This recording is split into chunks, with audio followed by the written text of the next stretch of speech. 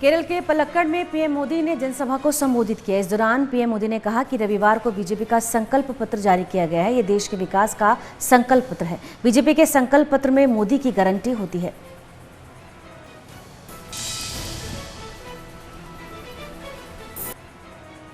लोकसभा चुनाव को लेकर बीजेपी के स्टार प्रचारक अलग अलग राज्यों में बीजेपी प्रत्याशियों के अलग अलग जनसभाएं कर रहे हैं। इसी कड़ी में आज गृह मंत्री अमित शाह अलग अलग राज्यों में जनसभा को संबोधित करेंगे। गृह मंत्री अमित शाह मणिपुर में और त्रिपुरा में जनसभा को संबोधित करेंगे। वहीं जेपी नड्डा मसूरी में जनसभा को संबोधित करेंगे और पार्टी नेताओं को जीत का मंत्र देंगे।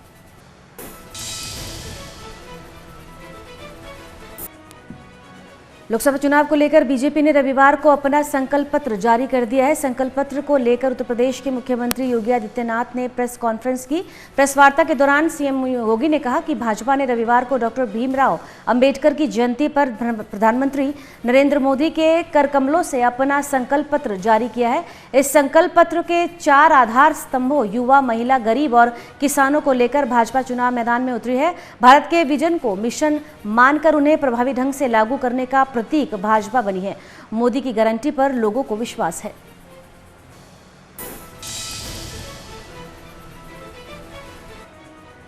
कांग्रेस सांसद और वायनाड लोकसभा सीट से उम्मीदवार राहुल गांधी ने बताया कि वायनाड में रोड शो किया। यहां उनका मुकाबला बीजेपी के साथ साथ कांग्रेस के नेतृत्व वाले इंडिया गठबंधन में शामिल सीपीआई से हो रहा है। सीपीआई ने इस सीट में एनी राजा को और भाजपा ने अपनी राज्य इकाई के प्रमुख के सुरेंद्रन को मैदान में उतारा है। चुनाव राहुल गांधी अपनी परंपरागत सीट अमेठी को छोड़कर एक बार फिर वायनाड सीट से लोकसभा चुनाव लड़ रहे हैं।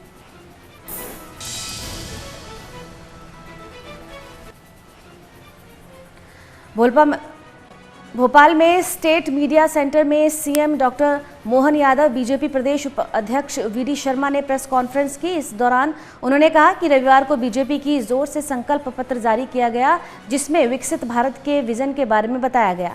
सीएम ने कहा कि संकल्प पत्र में शिक्षा, युवा, एक करके जिस प्रकार की बात कही गई है, उद्योगों के माध्यम से केवल सेल्फ हेल्प ग्रुप नहीं, ऐसी बड़ी इंडस्ट्री हैं जिनके माध्यम से भविष्य में रोजगार के ज्यादा से ज्यादा अवसर मिल सके।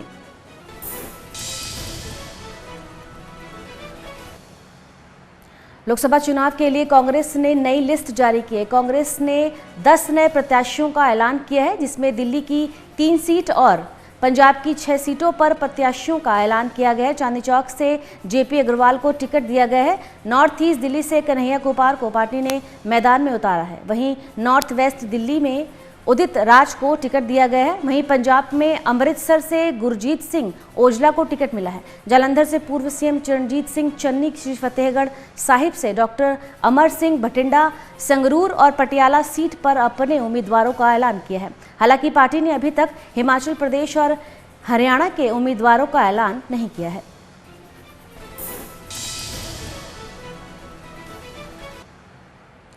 लोकसभा चुनाव को लेकर हरियाणा सीएम लगातार चुनाव अभियान में जुटे हुए हैं और हरियाणा समेत देश के अलग अलग राज्यों में बीजेपी प्रत्याशियों के लिए चुनाव प्रचार कर रहे हैं। इसी कड़ी में उन्होंने फरीदाबाद में चुनावी रैली को संबोधित किया और बीजेपी प्रत्याशी के लिए जनता से वोट की अपील की। बता दें कि हरियाणा में बीजेपी ने 10 सीटों पर उम्मीदवारों का ऐलान किया है, लेकिन कांग्रेस ने अभी तक हरियाणा में अपने उम्मीदवारों का ऐलान नहीं किया है।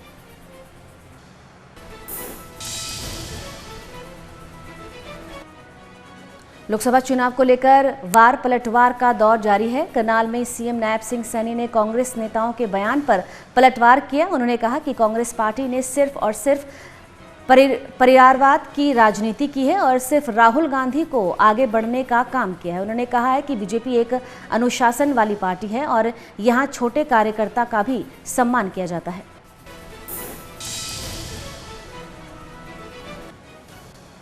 लोकसभा चुनाव को लेकर कांग्रेस ने 3 पर्यवेक्षकों की लिस्ट जारी की है। इस सूची में पार्टी ने मंडी से संजय दत्त की जिम्मेदारी दी है। वहीं हमीरपुर से अनीस अहमद और कांगड़ा से धीरज गुर्जर को पर्यवेक्षकों के रूप में नियुक्त किया गया है। हालांकि कांग्रेस की तरफ से अभी तक हिमाचल प्रदेश में उम्मीदवारों का ऐलान नहीं किया है, लेकिन सीएम सुखविंदर सिंह सुक्खू समेत पार्टी के बड़े लीडर्स सभी लोकसभा सीटें जीतने का दावा कर रहे हैं।